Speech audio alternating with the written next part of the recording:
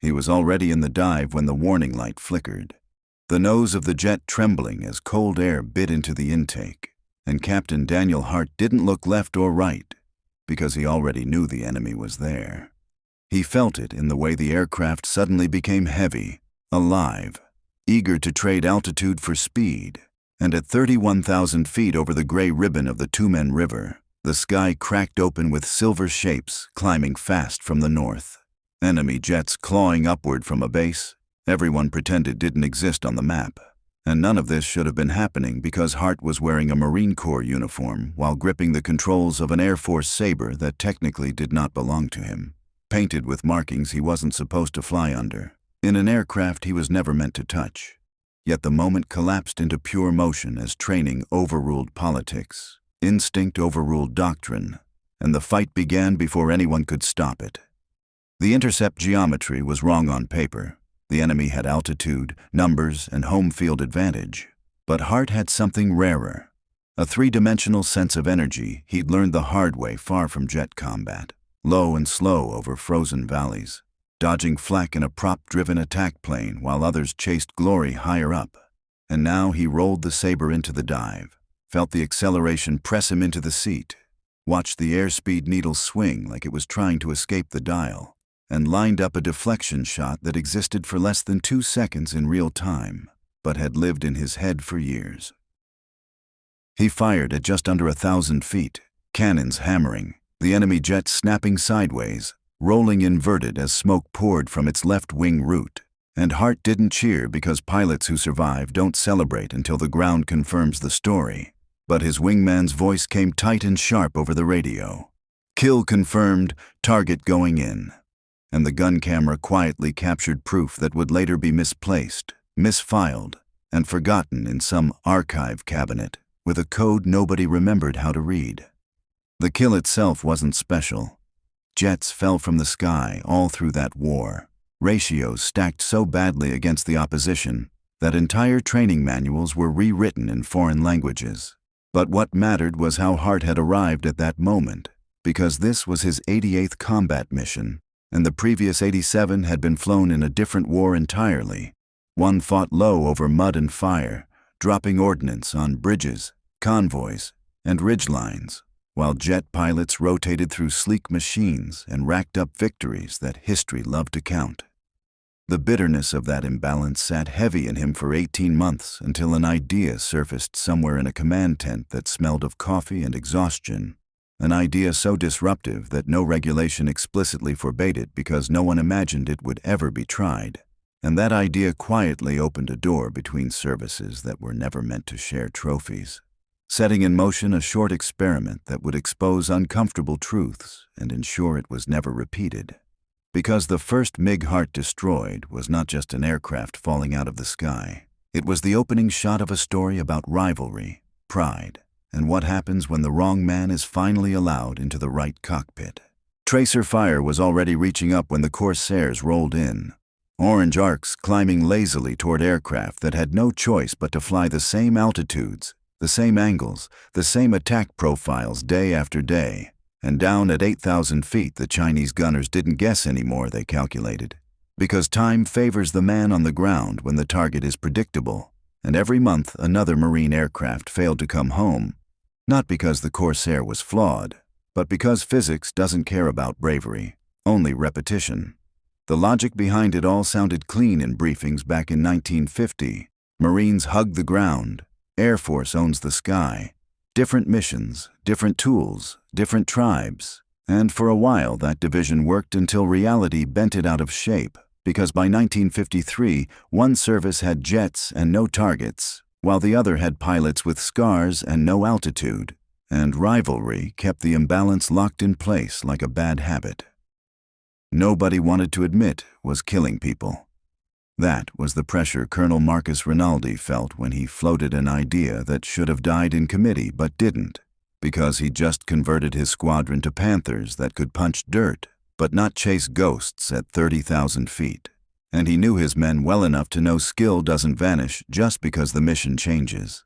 So he sold the plan as an exchange, a word soft enough to slip past egos, even though the math was one-sided, 4 Marine pilots for empty cockpits, nothing traded except risk. The Air Force said yes for reasons buried under polite silence, maybe because idle Sabres look bad on newspaper photographs, maybe because failure would be easy to blame, and success could be quietly absorbed into the legend of the machine.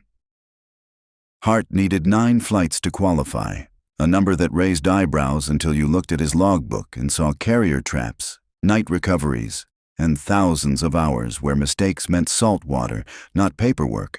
And once airborne, the Sabre didn't feel alien, just heavier, faster, sharper at the edges.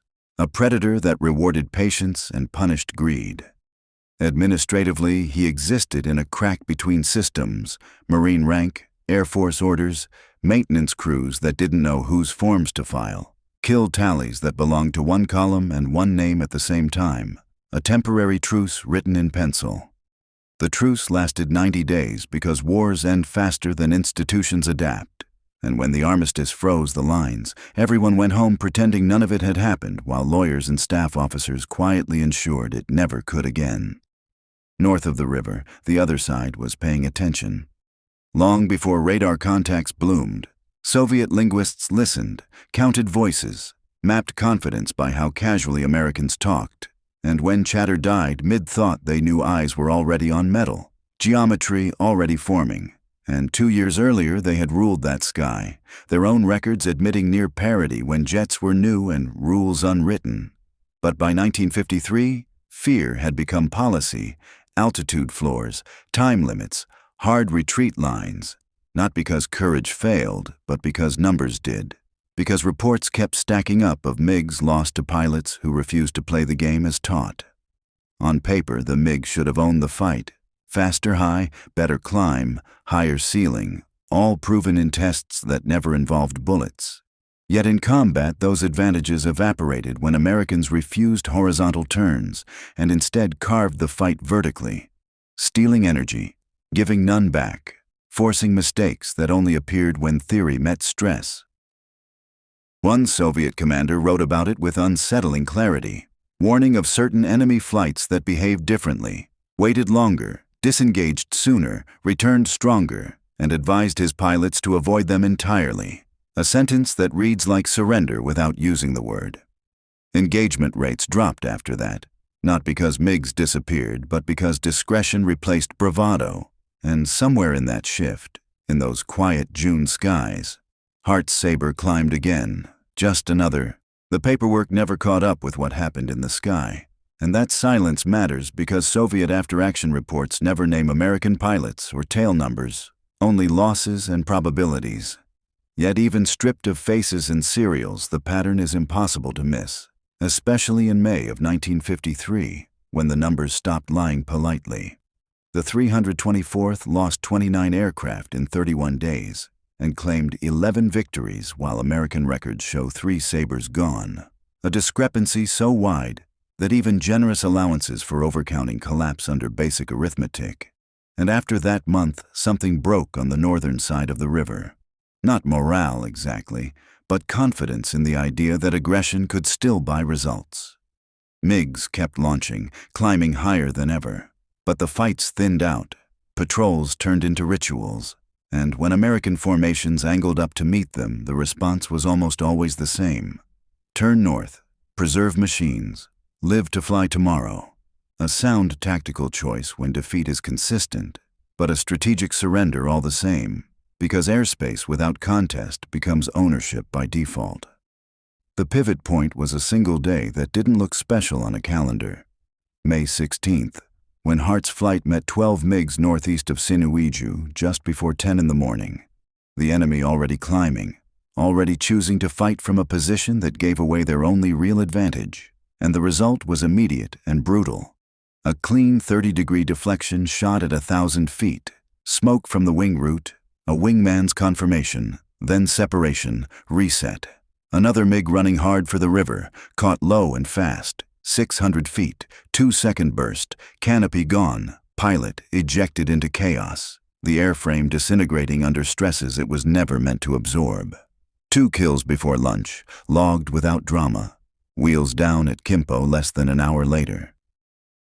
What followed is where the story turns strange, because between refuel and the afternoon launch, Hart's name stayed the same, but his aircraft didn't. Morning records showing an E model, afternoon sheets listing an F model, two jets nearly indistinguishable unless you lived with them. Their differences buried in wings and control responses that mattered to engineers more than fighters, and no one bothered to explain the switch. No write-ups, no complaints, no notes from maintenance. Just a quiet change that suggests how disposable airframes were and how central the pilot had become. Most men bonded to a single aircraft, learned its moods, trusted its limits. But Hart moved between marks without hesitation or comment, shot down enemies in both, and made the distinction irrelevant, which may be the most telling detail of all, because it hints at why Soviet commanders began warning their units about certain American flights that behaved differently, that didn't chase blindly or commit to bad geometry, that disengaged and returned on their own terms. The machines mattered less than the minds inside them, and once that truth became visible, the sky over North Korea changed, not with a bang, but with absence. Fewer contrails turning toward the fight, more turning away, and a war whose outcome in the air had already been decided, even as the shooting dragged on below. The citation read like every other piece of decorated prose written in wartime, calm words about composure and accuracy under fire. But the oddity wasn't what it said, it was where it went. Because the commendation never touched an Air Force personnel jacket, it slid quietly into Marine Corps files instead. Filed under a man who technically wasn't supposed to be there, flying an aircraft he didn't own, scoring victories for a unit that couldn't promote him. The Air Force took the MiGs for squadron statistics. The Marines took the kills for Hart's career ledger, and both services smiled politely while making sure nobody asked why a system this effective hadn't existed sooner, because explaining it would have meant admitting that doctrine had been protecting pride, not people. Hart came back to Kimpo that evening with nothing new to stencil from the afternoon sortie. 2 destroyed and 1 damaged for the day.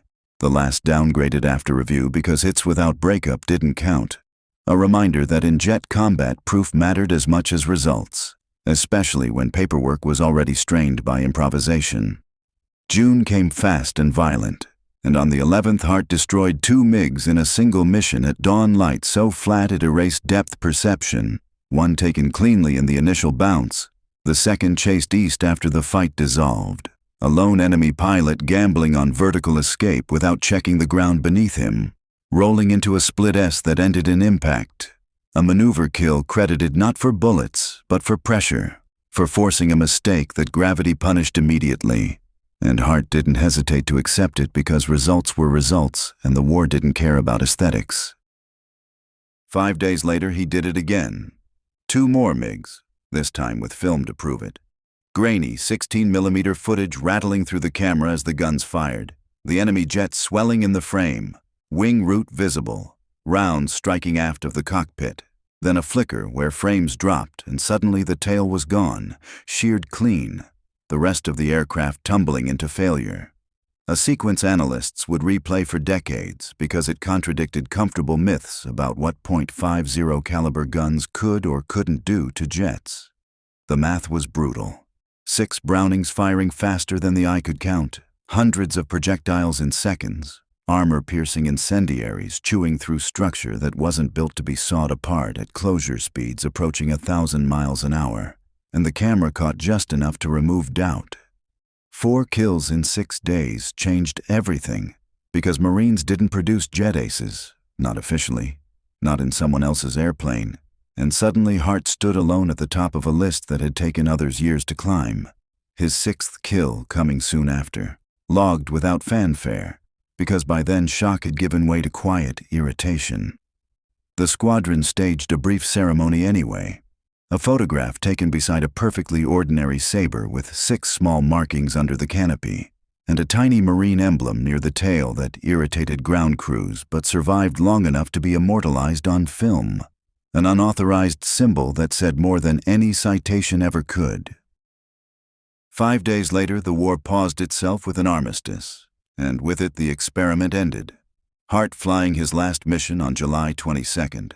The borrowed jets returned. The Marines sent back to their own squadrons, and a set of lessons carefully buried under regulations written to ensure no one ever had to confront them again. Not in Vietnam, not later, not anywhere, because the story wasn't about one pilot or 6 MiGs. It was about what happens when barriers fall briefly and competence fills the gap.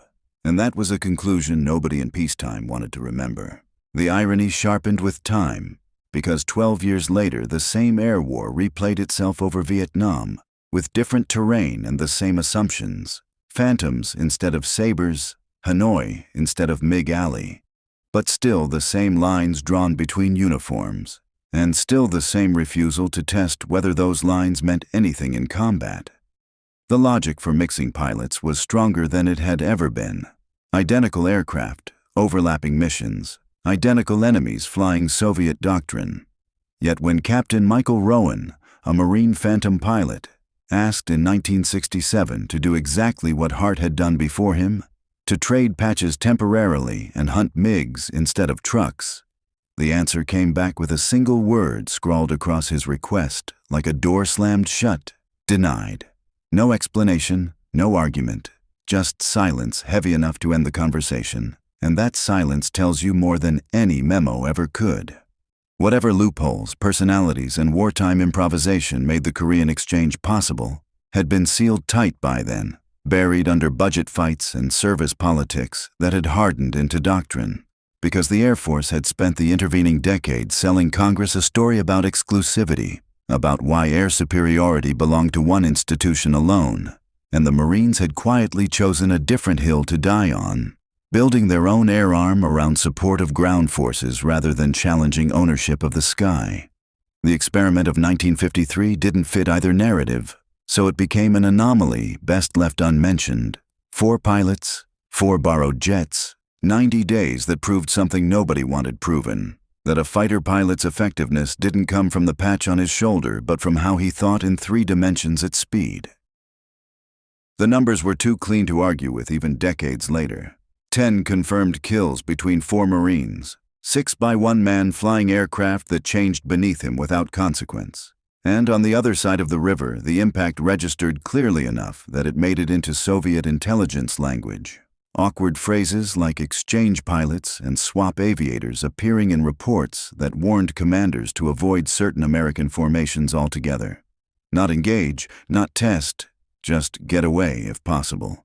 Because those flights fought differently, wasted nothing, chased only when the math favored them.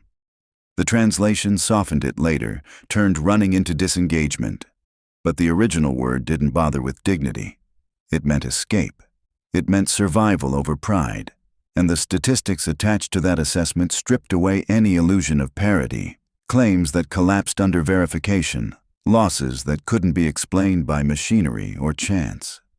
In the end, the exchange pilots vanished back into their parent services. The jets went back to inventory, and regulations grew like scar tissue around the memory, ensuring that no future war would accidentally reveal the same uncomfortable truth: that institutional identity is a poor substitute for training, judgment, and discipline, and that once, briefly, in the spring and summer of 1953, the sky over Korea belonged not to a service, not to a doctrine, but to whoever understood it best and was allowed to fly there. The final accounting stripped away every illusion the numbers had once protected. The Americans claimed 127 MiGs destroyed. The Soviets could only document 67 losses, and even that conservative figure described a disaster, because no Air Force survives exchange rates like that without changing something fundamental. What matters is what the Soviet reports did not say, because nowhere do they blame engines, wings, or guns. Nowhere do they argue that the MiG was outclassed as a machine. Instead, they fixate on geometry, on formations that refused to turn, refused to play the horizontal game where doctrine said skill should prevail, and that refusal shattered a system built on turning fights and scripted intercepts. Another document followed in July, colder in tone, more institutional, recommending the complete withdrawal of the 324th Fighter Aviation Division, not because it lacked courage, but because it had been psychologically exhausted by repeated defeats against what the report carefully called technically superior opponents. a phrase that reads almost ironic, knowing the MiGs' raw performance figures, but makes perfect sense if the technology they meant was human, not mechanical. The recommendation went through, the division rotated out, replaced by fresh pilots who never got the chance to test whether a different mindset could have changed the outcome, because the war ended before the experiment could run, freezing the lesson in place. On one side, analysts wrote long assessments dissecting why they had lost control of the sky. On the other, the exchange program was quietly folded into lessons learned and sealed off, its implications too disruptive to advertise. The jet that carried the clearest physical proof of the whole affair didn't get memorialized. It got erased, its kill markings painted over, the small, unauthorized emblem scrubbed away, its logbooks reverting to normal, because Air Forces don't like aircraft that tell inconvenient stories. It went north to guard empty skies, scrambling against friendly bombers on practice runs, pilots who never knew they were flying a machine that had once unmade another man's world in seconds. Then farther west, then finally south to the desert, lined up with hundreds of identical airframes baking under the Arizona sun, a warehouse of forgotten victories waiting only for parts requests and scrap orders. That ending fits the story better than any museum display ever could, because the point was never the jet or the kills or even the pilot's name. It was the brief moment when a crack opened in doctrine and showed that skill travels easily across uniforms, that machines are interchangeable but thinking is not, and that once a bureaucracy realizes a truth threatens its structure, it doesn't argue with it. It buries it, sands off the markings, files the reports, and lets the desert keep the rest.